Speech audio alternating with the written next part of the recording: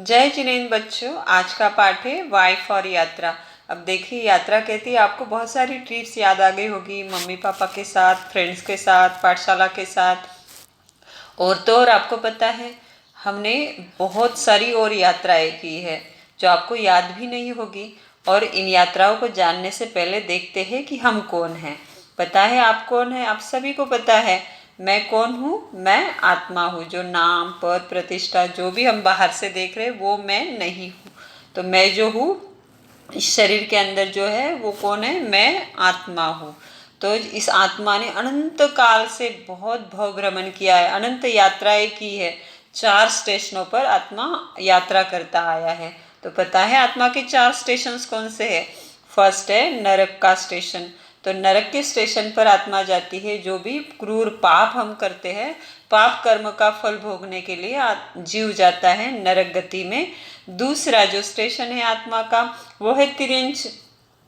यहाँ पर भी जीव अपने पाप कर्म कपट का फल भोगने के लिए जाते हैं। और तीसरा जो स्टेशन है आत्मा का वो है मनुष्य गति। पता है अनंत पुण्य का उदय होता है तब कहीं जाकर मनुष्य गति बड़ी मुश्किल से मिलती है। और इसी मनुष्य गति में अगर हमें सत्य धर्म की प्राप्ति हो, क्या अगर हमें सद्धर्म की प्राप्ति हो, हम सद्धर्म के मार्ग पर चले, तो हम क्या कर सकते हैं? मोक्ष की सीढ़ी भी चढ़ सकते हैं। और अगर हम गलत कार्य करें तो क्या हो सकते हैं? पुनः नीचे गिर सकते हैं, नीचे के स्टेशनों में जा सकते हैं।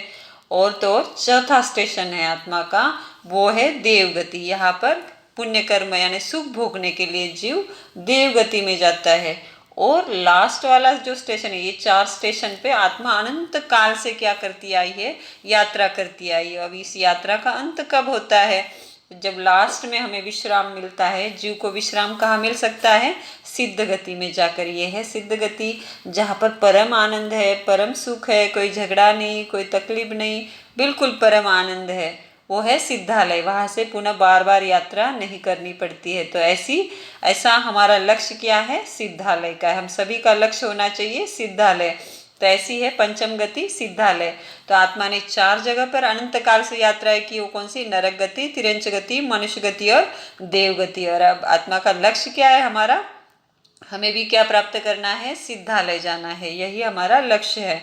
तो अब उसके लिए हमें क्या करना पड़ेगा? तो भगवान फरमाते हैं उसके लिए बाहर में सुख नहीं ढूंढ सकते, वो तो अपने भीतर ही मिलेगा। आत्मा में जो अनंत शक्ति है उसे भीतर ही ढूंढना पड़ेगा। वो एक कहानी के माध्यम से देखते हैं। आप सभी को कहानी पता है। एक बुढ़िया थी और उसकी सुई खो गई। वो आई स्थानक में और स्थानक में बाहर ढूंढने लगी। अब सभी ने पूछा, माँ जी सुई कहाँ खोई है? तो माँ जी ने बताया कि मेरी सुई तो घर में खोई है। और आप ढूंढ कहाँ रहे हो? स्थानक के बाहर में ढूंढ रहे हो। तो सुई मिल सकती है क्या? नहीं मिल सकती है, क्योंकि सुई गिरी कहाँ थी?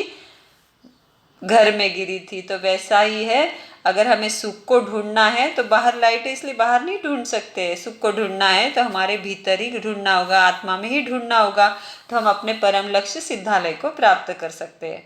अब अंत में है आपके लिए आपका एक फ्रेंड एक संदेश लेकर आया है। शादी, ठीक है, आदि प्रसंगों में पटाखे फोड़कर आनंद मनाकर हम समय, शक्ति और संपत्ति का व्यय करते हैं। लेकिन यह करने से पहले इसके नुकसान को जान लें। पटाखे में गंधक का उपयोग किया जाता है। उसे कागज में भरा जाता है। यह कागज वनस्पति को भिगोकर बनाया जाता है। पटाखे बनाते या फोड़ते वक्त उसकी दुर्गंध, प्रकाश और आवाज से अग्नि, वायु और छोटे मच्छर आदि जीवों का नाश होता है।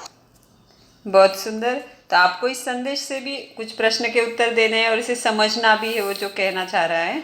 तो आपको पहला सवाल है मैं कौन हूँ। फर्स्ट क्वेश्चन आपके लिए मैं कौन हूँ। सेकंड क्वेश्चन है कौन कौन से 4 स्टेशन पर आत्मा ने अनंत बार यात्रा की है? क्या कौन कौन से 4 स्टेशन पर आत्मा ने अनंत बार यात्रा की है? थर्ड क्वेश्चन आपके लिए मनुष्य के स्टेशन पर क्या करने से आत्मा मोक्ष मंजिल की ओर बढ़ सकती है? मनुष्य की स्टेशन पर क्या करने से, क्या मिलने से मोक्ष मंजिल की ओर हम क्या कर सकते हैं? आगे बढ़ सकते हैं। फोर्थ क्वेश्चन है हम सबका लक्ष्य क्या है? मतलब हमारा एम क्या है, गोल क्या है, हम सबका लक्ष्य क्या है? फिफ्थ क्वेश्चन बूढ़ी माता सुई कहाँ ढूंढ रही थी?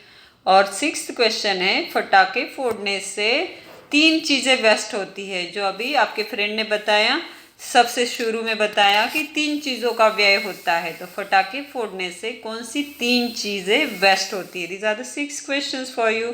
और एक छोटी सी एक्टिविटी आप सबके लिए है। एक्टिविटी है, अब इसमें जो आपको बताया है एक्टिविटी, आपको ऐसी एक्टिविटी आती है, कुछ लेटर्स आपको दिख रहे हैं और बाजू में क्या दिए, कुछ शब्द दिए हैं।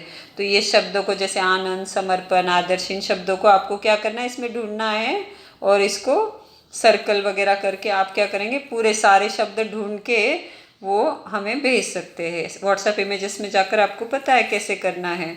तो जय जिनेंद्र, जय महावीर, जय आनंद, जय शिव।